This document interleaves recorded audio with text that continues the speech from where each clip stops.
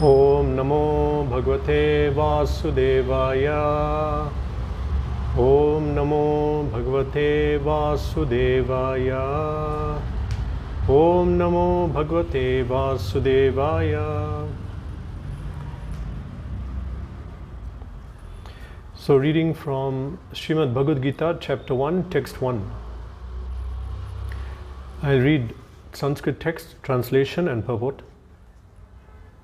Dhritarashtra uvacha dharma kshetre kurukshetre samaveta yuyutsavaha mamakav pandavaschaiva kim akurvata sanjaya. Translation.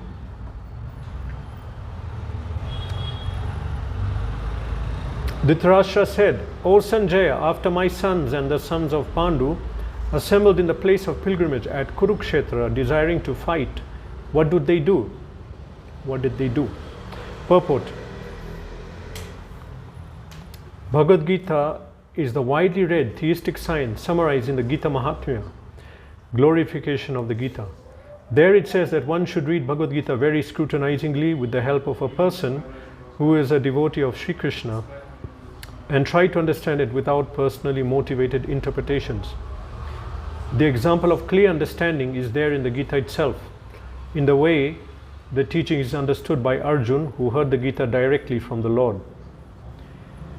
If someone is fortunate enough to understand the Bhagavad-gita in the line of disciplic succession without motivated interpretation, then he surpasses all studies of Vedic wisdom and all scriptures of the world. One will find in the Bhagavad-gita all that is contained in the other scriptures, but the reader will also find things which are not to be found elsewhere. That is the specific standard of the Gita. It is the perfect theistic science because it is directly spoken by the Supreme Personality of Godhead, Lord Sri Krishna. The topics discussed by Dhritarashtra and Sanjaya as described in the Mahabharata form the basic principle for this great philosophy. It is understood that this philosophy evolved on the battlefield of Kurukshetra, which is a sacred place of pilgrimage, from the immemorial time of the Vedic age. It was spoken by the Lord when he was present personally on this planet for the guidance of mankind. The word Dharma Kshetre, a place where religious rituals are performed, is significant because on the battlefield of Kurukshetra, the Supreme Personality of Godhead was present on the side of Arjun. Dhritarashtra, the father of the Kurus, was highly doubtful about the possibility of his son's ultimate victory. In his doubt, he inquired from his secretary Sanjaya, what did they do? He was confident that both his sons and the sons of his younger brother Pandu were assembled in the field of Kurukshetra for a determined engagement of war. Still, his inquiry is significant. He did not want a compromise between his sons and brothers, and he wanted to be sure of the fate of his sons on the battlefield. Because the battle was arranged to be fought at Kurukshetra, which is mentioned elsewhere in the Vedas as a place of worship, even for the denizens of heaven, Dhritarashtra became very fearful about the influence of the holy place on the outcome of the battle. He knew very well that this would influence Arjun and the sons of Pandu favorably, because by nature they were all virtuous. Sanjaya was a student of Vyas, and therefore by the mercy of Vyas, Sanjaya was able to envision the battlefield of Kurukshetra even while he was in the room of Dhritarashtra. And so Dhritarashtra asked him about the situation on the battlefield. Both the Pandavas and the sons of Dhritarashtra belonged to the same family, but Dhritarashtra's mind is disclosed herein. He deliberately claimed only his sons as Kurus, and he separated the sons of Pandu from the family heritage. One can thus understand the specific position of Dhritarashtra in his relationship with his nephews, the sons of Pandu. As in the paddy field, the unnecessary plants are taken out. So it is expected from the very beginning of these topics that in the religious field of Kurukshetra, where the father of religion, Sri Krishna, was present, the unwanted plants like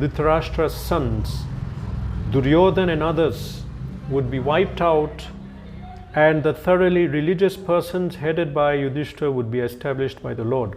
This is the significance of the words Dharma Kshetra and Kurukshetra, apart from their historical and Vedic importance.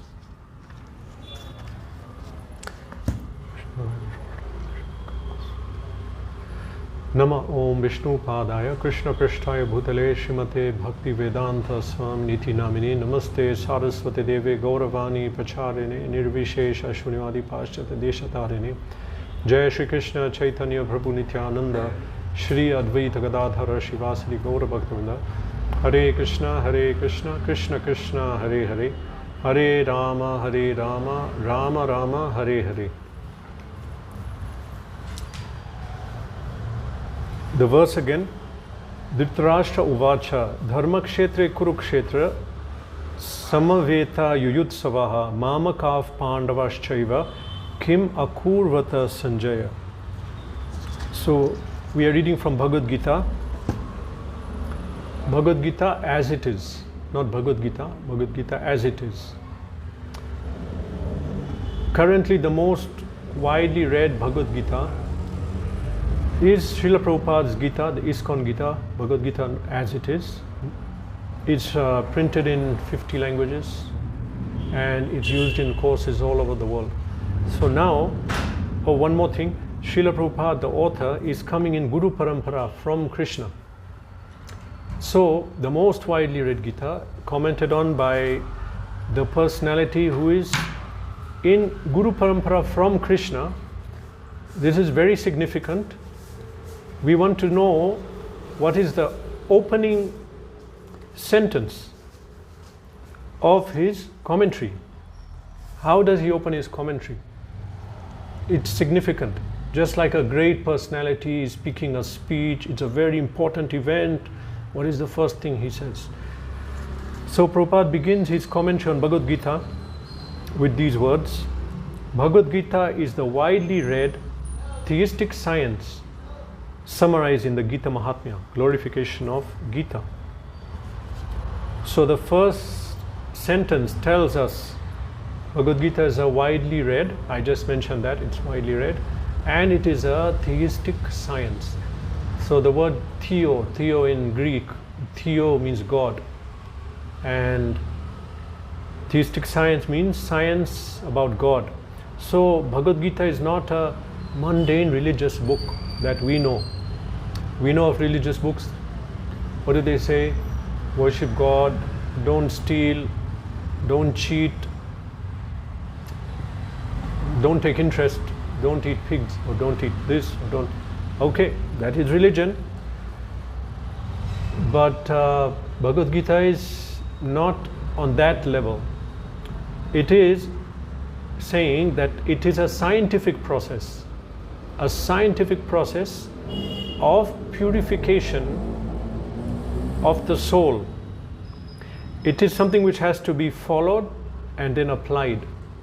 We follow the Gita, we learn the principles, and then these principles have to be applied and a result will come. We are saying it's a science. Science means it's not a blind faith process. Simply believe, and nothing happens just by believing. That's a fact. If you believe it, it will happen. You believe I'm number one, I'll get that money. Believe it, it will happen. It doesn't happen. Otherwise, why is the person writing a book saying that? You don't need that, you need the money. Just believe that you have it. It doesn't happen just by belief. So here, religion is on a different platform, not based purely on faith, but some deep concepts are to be learned. These things are to be applied, and a result will come. A result will come if we follow the process. The result is there. Okay. It says here in the purport that if someone is fortunate enough to understand Bhagavad Gita in the line of disciplic succession without motivated interpretation, then he surpasses all studies of Vedic wisdom and all scriptures of the world.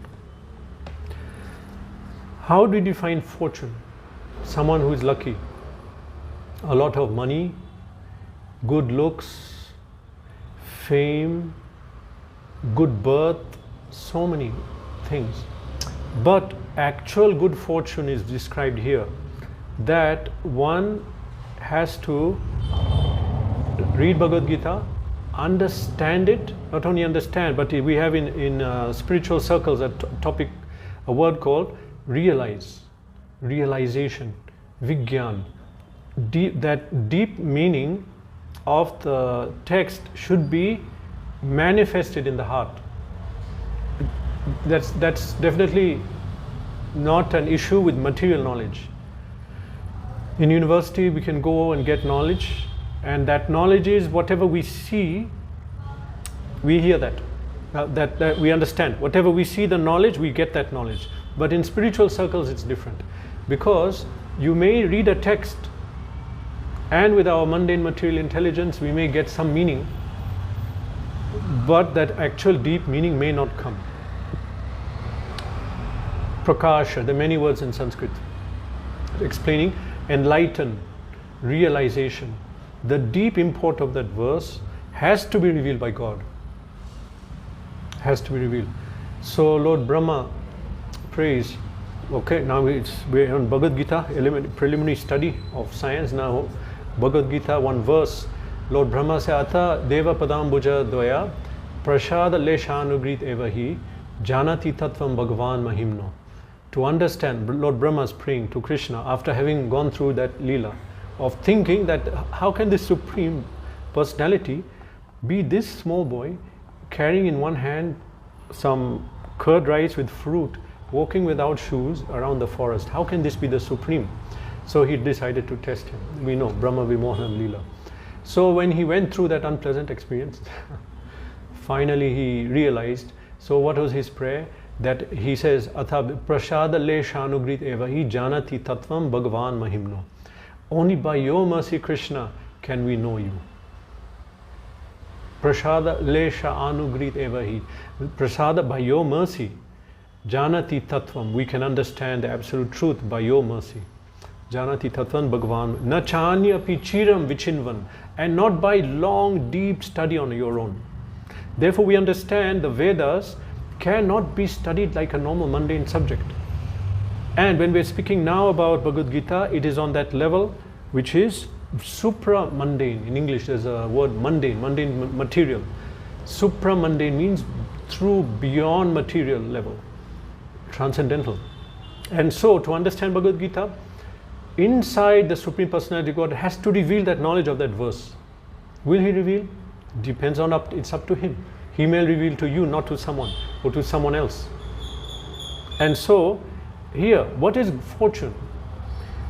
One is considered fortunate if he can understand Bhagavad Gita. But even before coming to the level of understanding, if you can get to the stage of this life when I can get Bhagavad Gita in my hand like this is a great fortune. How many living entities are in this material world? Who got Bhagavad Gita? Who got it? So we got it, and we given that level of consciousness, we have hands and eyes to read and study it. This is a great fortune. But deeper than that is if you realize Bhagavad Gita. Because Bhagavad Gita is spoken for a purpose. How many people realize it? We distributed so many Gitas. Really, a lot of Gitas are distributed in all over the world, and this is called Bhagavad Gita. But people are not, how many people realize and took it up? No, not so many. So Prabhupada said, fortunate, only fortunate people will get it. Fortune, we got the mercy of Krishna. So we got, I didn't get, I would have realized and I would have been a different platform. But this is fortune, this is fortune. Realize teachings of Bhagavad Gita and get liberation. Understand the meaning of this material world and my purpose and the Supreme Personality of Godhead. This is the purpose of Bhagavad Gita. And people who know this, this is what they aspire for. They aspire to get this mercy. Some way or other. We study Shastra, it tells us how to get realization. So that's what we we aspire for. So now it says here, Bhagavad-gita is a widely theistic science, but Prabhupada says one thing. It is in the purport he is saying that it is a perfect science. Perfect theistic science. Why is it perfect? Well, we may have different other theistic texts, but what is different in Bhagavad-gita? Bhagavad-gita is spoken by God Himself. This is something very significant, because we lived in this material world and most of us spent some part of our life, and unfortunately most of us in this world are still spending time not having a clue about God, not understanding the concept of God, or being cheated about who is God, what is God, not being in complete darkness, that how can I reach God. And sometimes that becomes, that feeling, it can be very burning feeling, because we want to know God, we want to understand Him, but we don't have the knowledge, we don't have the literature, we don't have the association, nothing. So there are people in this world who seek that, but it's not available. So what do? That longing is there. And so a lot of us who came in this movement, maybe at some point were at that stage that we were searching. So now this knowledge came. And how did it come? It came with such authority. It came by God Himself, Krishna. We spent whole lives, many lifetimes and this lifetime, searching after God. Who is God? What is He? How can I know Him? And now we got a text where Supreme Personality is speaking about Himself. What is better than that? What is better than God Himself speaking? Not His messenger, not His son, not someone or the other, but directly God is saying and coming and speaking to us. So therefore, perfect theistic science. Nothing is lost in the interpretation. Nothing lost in the translation. There are some texts which went to 3-4 languages to come till now, modern age. One of the texts, it was spoken in a particular language, then translated 2-3 times and 4 times, then it come. And we know what's lost in translation. Okay. Other texts, religious texts are there, but they were actually put down in writing after a very long time. They call everyone, okay, you know that verse? Yeah, okay, what was it? Okay. You know it? Yeah. And the other one? That text? Okay. Then they compile the book. But here, Supreme Personality of God, it descended. He spoke 700 verses, and the language He spoke, the text, exact text is here. And some people may ask, how do you know it's the correct text? Maybe the Vedas were changed. No, it cannot change, because everyone memorized these Vedas. They are written now. Before they were not written, they were memorized. 1 million people cannot be wrong. One memorizes in North India, another in South India, another East, another West. They're not arguing on the text, they argue on interpretation. No one ever argued on the text. This text is not there. It's there. That's no doubt. So, perfect theistic science given by God, spoken by Him. And then, not only that, how are you going to get that knowledge? He spoke the knowledge, then initiated a spiritual disciplic succession to carry that message down each generation till we get it. And out of His causeless mercy, of course these topics will come later also, that for some reason if that chain breaks, He comes Himself to renew it. That will be spoken in more detail. But the point is, Prabhupada writes here, that is the specific standard of Gita. It is the perfect theistic science. Perfect theistic science. We are not saying that fanatically. Oh, it's my religion, so it's like that. No, it's not like that. But it's spoken by the Supreme Personality of Godhead. It's coming in parampara, and we have the original text. So, therefore, Prabhupada writes here that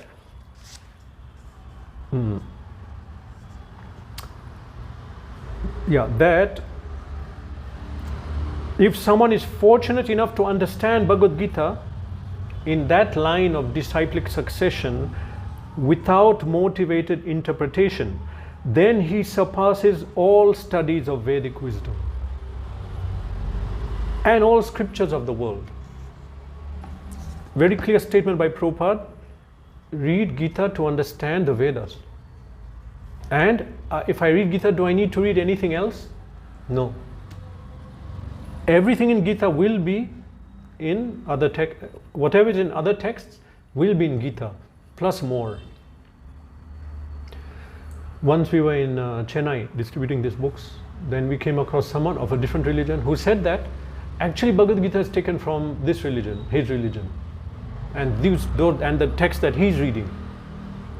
So then I thought, okay, I can argue with this man, and he said, and I'm going to prove it. So I thought I can argue with him and tell him this is not correct. But let me better is if I give him sell the book. So I told him, okay, first of all, you want to write a book on that? Yes, I'm going to prove it. Okay, then you better take this Gita because it's the most widely read one. Okay. Then once he bought it, and I explained him, do you know what's Maya? No. Do you know what are the three modes? No. Then how can this book be from you? Do you know what is Paramatma? No, that's it. I didn't waste time. We had to distribute more books. I told him, read the book, please. Perfect theistic science. Scientific process. So this is very significant. Supreme Personality of Godhead has come and he is giving the knowledge. And now, as some of you know, Bhagavad Gita comes as part of another text, Mahabharat. Mahabharat has different parvas. So Shanti Parva of Mahabharat contains Bhagavad Gita. Actually, Mahabharat is classified as Itihas. Itihas means history. Ramayana, Mahabharat is a Itihas, part of the Vedas. Okay, so Bhagavad Gita is Itihas? No, it's not. Bhagavad Gita was inserted inside this text. In other words, it was some transcendental cheating that these people who don't like to understand philosophy, there are still many today also. They prefer, I want to hear stories or leelas, I don't want to hear philosophy. Okay, so read Mahabharata, what a nice story it is. Yes, so nice. So read, and then in between you come to the topmost knowledge of the Vedas. So that was the purpose of writing of the Mahabharata. Prabhupada writes in Srimad Bhagavatam, the Mahabharata was actually supposed to delineate Bhagavad Gita, and he said there are two gems in Mahabharata. One is Bhagavad Gita, other is Vishnu Sahasranam. Correct, Vishnu Sahasranam. So that is there. Now Mahabharata is Itihas. It's written in a very, if you see the verses, in prose, long verses describing things. But when it comes to Bhagavad Gita, as we mentioned yesterday in that class, that Bhagavad Gita short, compressed knowledge which requires little depth to understand.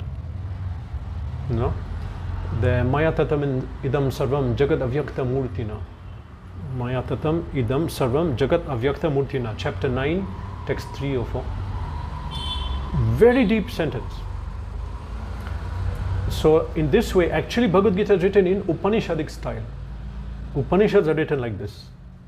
In fact, almost 70-80% of Bhagavad Gita verses can be found in Upanishads, specifically Kat Upanishad and Shvetashvatar Upanishad. But Kat Upanishad has practically word for word so many verses.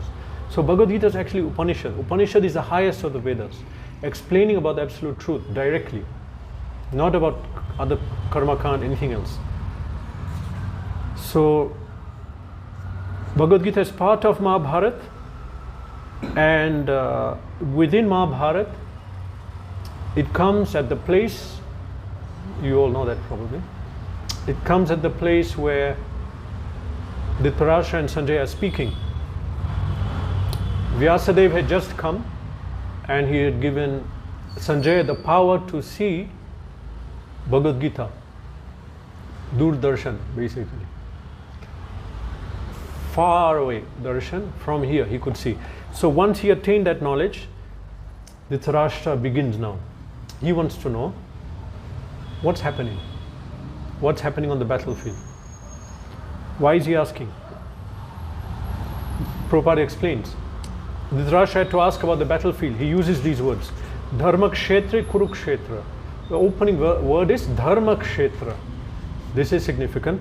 That Kurukshetra, everyone knows, is a place of pilgrimage. It's a holy place, even for the demigods, devatas. They would come there.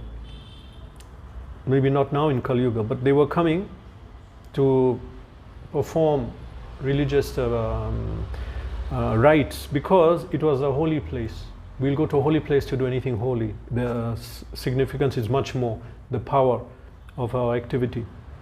So now Dhritarashtra was aware this is a holy place. So he was very concerned that what happened? What happened? Because on that side, first of all, Krishna is there. That's a big thing. He understood that Krishna is not a normal personality. Krishna is there, Arjuna is there, Bhima is there, and now they're in a holy place.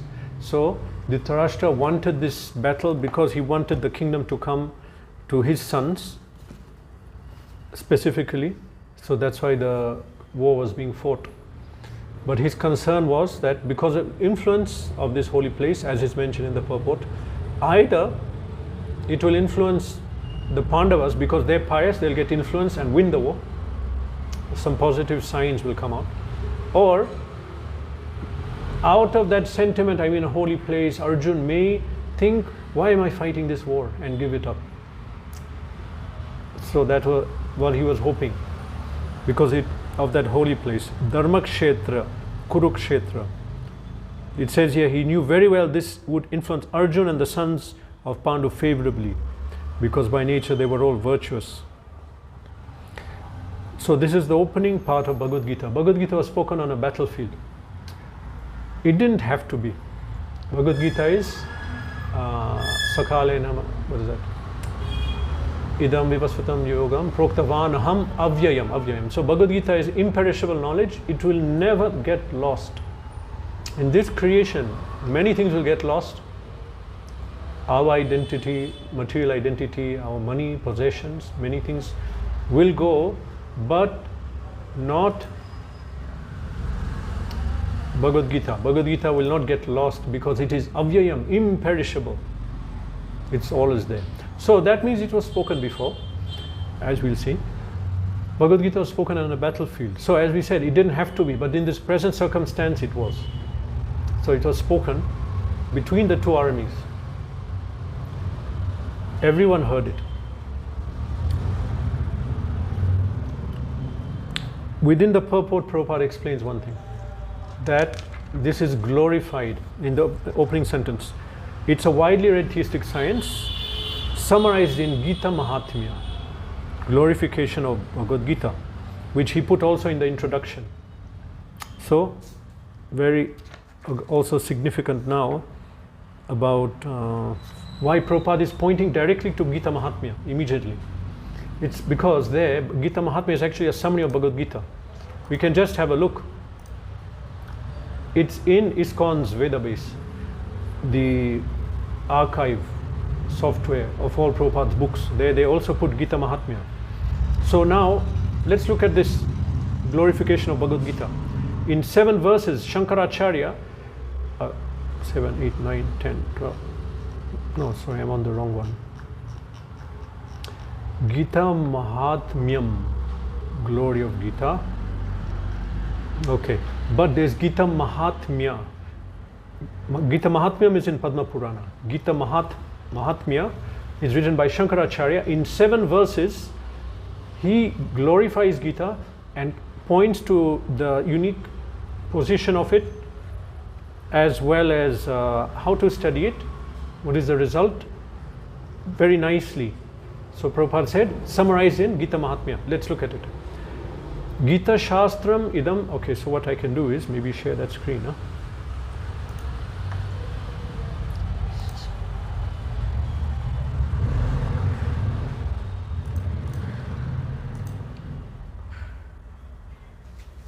Okay, looks like this won't be working.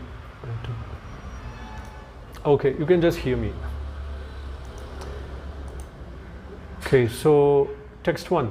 Gita Shastram idam punyam yav patet prayata puman Vishnu padam avapnoti bhaya shokadi varjitaha.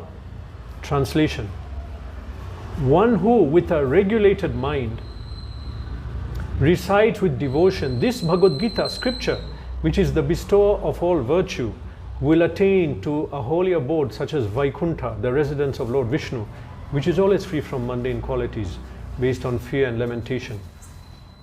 Okay, so with a regulated mind, recite with devotion Bhagavad-gita, it bestows all good fortune and one can attain the spiritual abode. Text 2, Gita dhyayana shilasya pranayama parasya cha naiva santihi papani purva janma kritani cha. If one reads Bhagavad Gita very sincerely and with all seriousness, then by the grace of the Lord, the reactions of his past misdeeds will not act upon him. This is evidence that Gita is directly Krishna. How can text do that? A normal text I'm reading, how can it affect? It can only affect your mind, maybe intelligence. How can it affect your soul? It's because it's not material. So spiritually, one is connecting to Krishna by reading Gita. Actually, there's a verse within Gita saying the same thing. I think it's 72:18. 72. Krishna is saying, no, it's not. It's after that. Oh, here it is, 70. Yeah, text 70. Krishna says that adhesh yate chaya imam dharmyam samvadam avayoho jnana yagyena tenaham ishtasyam iti me matihi. Translation: and I declare that he who studies this sacred conversation of ours worships me by his intelligence. By studying Gita, study means we hear, even reading, hearing constantly, and trying to understand it and seeing it from various angles, the knowledge, then actually this is worship of Krishna. So, as it says here, Purva, it says that Naiva Santihi Papani Purva Janma Kritani Cha. By grace of the Lord, the reactions of his past misdeeds will not act upon him. His sinful reactions will be destroyed. Such a powerful literature. Text 3. Maline mochanam pungsam jalasnanam dine dine sakrit gitamrita snanam sangsara mala nashanam. One may cleanse himself daily by taking bath in water. But if one takes bath even once in the sacred Ganga water of Bhagavad-gita, for him the dirt of material life is altogether vanquished. Taking bath in Bhagavad-gita, that means we have to actually understand it properly, clearly. And that's why generations of people used to read these books. Keep it, generation means not this one, previous 2 generations ago, everyone had a Gita. Anytime we are selling a book, we meet people, oh, my grandfather used to read, oh, my grandmother used to read, and what are you doing? He used to read. They understood that this is what we have to do. We have to read Gita, we have to understand it. Then what a great result will come. Okay, so if one takes bath even once in the Ganga, sacred Ganga of Bhagavad-gita, for him the material life is altogether vanquished. Over. No more. The modes cannot touch you. Maya cannot touch you.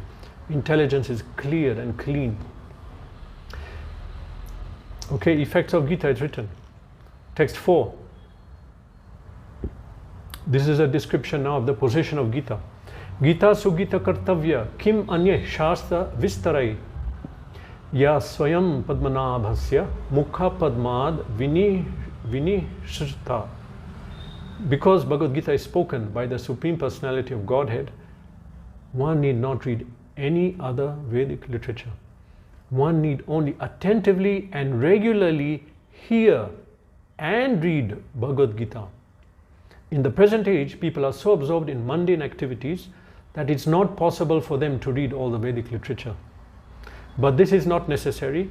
This one book, Bhagavad-gita, will suffice because it is the essence of all Vedic literatures, and especially because it's spoken by the Supreme Personality of Godhead. So now text 4, position of Gita, we can hear this, that this is actually the supreme absolute truth in one book. Still people are emphasizing on Shrutis and other. Oh, that's good. Any part of Veda is good. But at this particular point, for us, Bhagavad-gita is the Veda.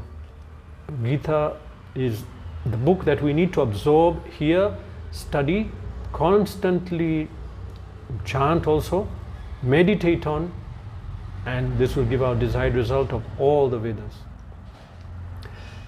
Text 5.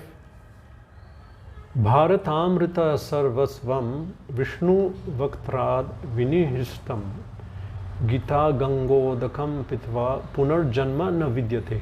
By drinking the Ganga water of the Gita, the divine quintessence of the Mahabharata emanating from the holy lotus mouth of Lord Vishnu, one will never take rebirth in the material world again. In other words, by devotionally reciting Gita, the cycle of birth and death is terminated. The cycle of birth and death is destroyed. Now another text explaining the position of Gita, a very nice analogy, and devotee, and not only that, but the Krishna, Arjun, and whoever reads it. What is the relation? Sarvo Panishado Gavo Dugda Gopal Nandana Partho Vatsa Sudhir Bhokta Dugdam Gitamritam Mahat.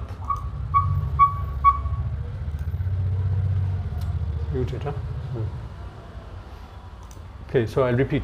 Sarvo Panishado Gavo Dugdha Gopal Nandana Partho Vatsa Sudhir Bhokta Dugdham Gitam Ritam Mahat. All the Upanishads are like a cow. The milk of the cow is Sri Krishna, the son of Nanda. Arjun is the calf. The beautiful nectar of Gita is the milk. And the fortunate devotees of fine theistic intellect are the drinkers and enjoyers of that milk. So, we mentioned Bhagavad-gita is actually Upanishad. So, Upanishads, Krishna has taken out the essence of the Upanishads. That the Upanishads are like a cow, and the milk is Bhagavad-gita, and Krishna is milking the Upanishad cow and producing Bhagavad-gita.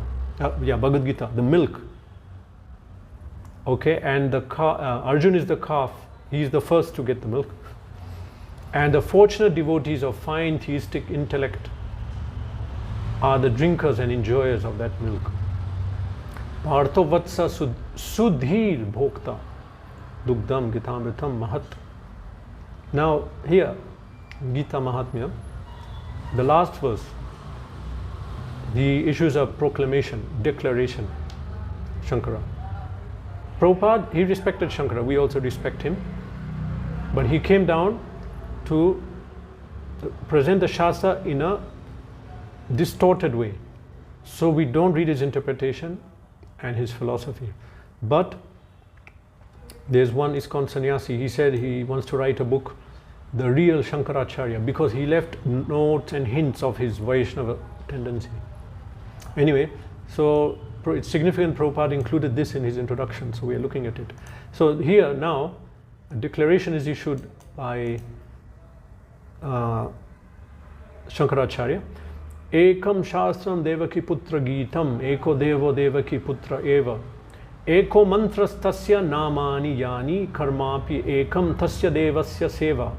There need be only one holy scripture, the divine Gita sung by Lord Krishna. One scripture, and only one worshipable Lord, Lord Sri Krishna. One mantra, his holy names, and one duty, devotional service unto that supreme worshipable Lord, Sri Krishna. So, opening text of Bhagavad-gita, Prabhupada's great commentary, Prabhupada coming in Sampradaya from Krishna, and also Prabhupada who has been predicted in Shastra, in many Shastras. He was predicted to have come. That's another long topic. So significant, the first opening sentence he wrote, Bhagavad-gita is a theistic science summarized in Gita Mahatmya. So we read Gita Mahatmya here, and we understand Gita as a science has to be understood. It was presented on battlefield of Kurukshetra in this particular age now, spoken by Krishna to Arjuna on the battlefield, and Sanjaya is narrating it to Dhritarashtra. So actually the beginning now we are seeing Dhritarashtra is asking Sanjaya what happened. So Sanjaya is narrating now, and this Gita is coming to us through Sanjaya. What will happen? This war is going to be fought now after this narration. But because Krishna is on the battlefield, everyone knows what will happen. Krishna is on the side of the Pandavas. So Prabhupada writes here an analogy. Prabhupada has presented many analogies in his presentation, and they are very good for understanding clearly the message that he's imparting. So here, as in the paddy field, the unnecessary plants are taken out. So it is expected from the very beginning of these topics that in the religious field of Kurukshetra, where the father of religion Sri Krishna was present, the unwanted plants like Dhritarashtra's son Duryodhana and others would be wiped out thoroughly.